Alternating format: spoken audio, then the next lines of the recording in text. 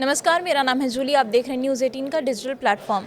बिहार में हुए एसआईआर को लेकर फैसला सुनाने वाले जज अब देश की सबसे बड़ी अदालत के चीफ जस्टिस बन चुके हैं। देश के 53वें सीजेआई के रूप में शपथ लेने वाले जस्टिस सूर्यकांत ने बिहार में हुए एसआईआर को लेकर सबसे बड़ा फैसला सुनाया था। उन्होंने एसआईआर में वोटिंग लिस्ट से हटाए गए 65 लाख वोटर्स के नाम को सार्वजनिक करने का आदेश निर्वाचन आयोग को दिया था और अब वही जस्टिस सूर्यकांत भारत के 53वें सीजेआई बन चुके हैं।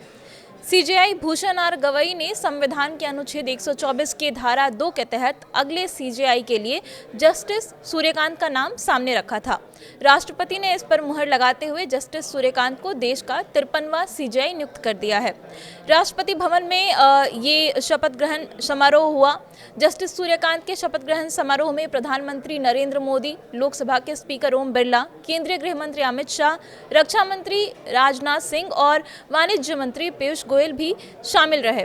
65 साल की उम्र पूरी होने पर CJI B R Gavai retire हो गए और ऐसे में सीजेआई का पद छोड़ने से पहले उन्होंने सुप्रीम कोर्ट के सबसे वरिष्ठ जज को अगला सीजेआई बनाने की परंपरा जारी रखी और जस्टिस सूर्यकांत को अपना उत्तराधिकारी चुना। जस्टिस सूर्यकांत कई अहम फैसलों में सुप्रीम कोर्ट की बेंच का हिस्सा रह चुके हैं। फिर चाहे हम बात करें अनुच्छेद 370 को रद्द करने की या फिर बिहार में एसआईआर पर जो सुनवाई हुई थी उसे लेके, जस्टिस सूर्यकांत ने कई बड़े फैसले सुनाए हैं। उन्होंने चुनाव आयोग को एसआईआर के दौरान निकाले गए 65 लाख वोटर्स की सूची जारी करने का आदेश भी दिया था। 10 फरवरी 1962 को हरियाणा के हिसार में जन्मे जस्टिस सूर्यकांत ने कुरुक्षेत्र विश्वविद्यालय से मास्टर्स की डिग्री हासिल की थी। जस्टिस सूर्यकांत का जन्म हरियाणा के हिसार जिले के पिटवार गांव में 10 फरवरी 1962 को एक शिक्षक परिवार में हुआ था। बचपन में वो शहरी चकाचौंध से काफ़ी दूर थे। गांव में ही उनका पालन पोषण हुआ। उन्होंने पहली बार किसी शहर को तब देखा जब वो 10वीं क्लास की बोर्ड की परीक्षा देने के लिए हिसार के हांसी कस्बे में गए थे। उनकी 8वीं तक की पढ़ाई गांव के स्कूल में ही हुई। उस स्कूल में बेंच तक नहीं थी। वो हिमाचल प्रदेश हाई कोर्ट में मुख्य न्यायाधीश भी रह चुके हैं। उन्होंने 1981 में हिसार के गवर्नमेंट पोस्ट ग्रेजुएट कॉलेज से ग्रेजुएशन और 1984 में रोहतक के महर्षि दयानंद विश्वविद्यालय से कानून की पढ़ाई की।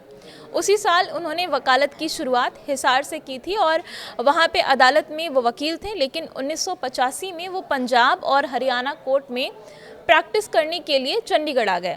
जुलाई 2000 में उन्हें एडवोकेट जनरल बना दिया गया। वो हरियाणा के सबसे युवा एडवोकेट जनरल भी रहे। उन्हें मार्च 2001 में सीनियर एडवोकेट बनाया गया। इसके बाद जनवरी 2004 में उन्हें पंजाब और हरियाणा हाई कोर्ट का स्थायी जज बना दिया गया। उन्होंने 5 अक्टूबर 2018 को हिमाचल प्रदेश हाई कोर्ट के मुख्य न्यायाधीश पद की शपथ ली थी। हिमाचल प्रदेश हाई कोर्ट से उन्हें 24 मई 2019 को सुप्रीम कोर्ट का जज बनाया गया। अपने करियर में उन्होंने कई अहम फैसलों में भूमिका निभाई है, जिसमें अनुच्छेद 370 के निरस्तीकरण का फैसला शामिल है। इसके अलावा पेगासस स्पाईवेयर जांच में भी उन्होंने अहम भूमिका निभाई थी। उसकी जो सुनवाई हुई थी उसमें उन्होंने काफ़ी अहम रोल निभाया था। राजद्रोह कानून को स्थगित करने का आदेश और बार एसोसिएशन में महिलाओं के लिए 1/3 सीट आरक्षित करने के निर्देश भी उनके बड़े फैसलों में शामिल हैं।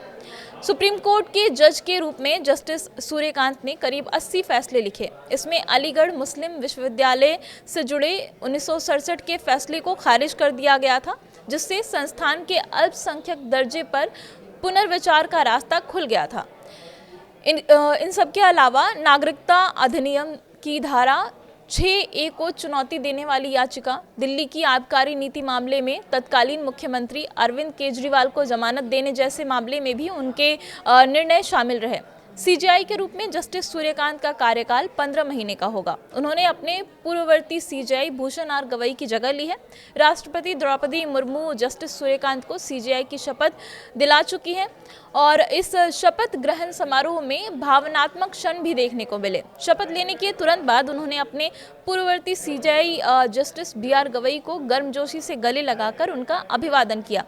इस बार का शपथ ग्रहण ऐतिहासिक भी रहा क्योंकि इसमें 6 देशों यानी कि Bhutan, Kenya, Malaysia, Mauritius, Nepal और श्रीलंका के मुख्य न्यायाधीश और सुप्रीम कोर्ट के जज भी शामिल हुए और ये पहली बार है कि किसी भारतीय सीजेआई के शपथ ग्रहण में इतना बड़ा विदेशी न्यायिक प्रतिनिधिमंडल मौजूद रहा और इसकी वजह से इस शपथ ग्रहण समारोह की चर्चा काफ़ी ज़्यादा हो रही है। और बता दें कि ये वही जज हैं जिन्होंने बिहार में हुए एसआईआर को लेकर के सबसे बड़ा फैसला सुनाया था। जो 65 लाख लोगों के नाम सूची से हटाए गए थे उन्हें सार्वजनिक करने का आदेश इन्होंने दिया था और अब ये देश के 53वें मुख्य न्यायाधीश बन चुके हैं।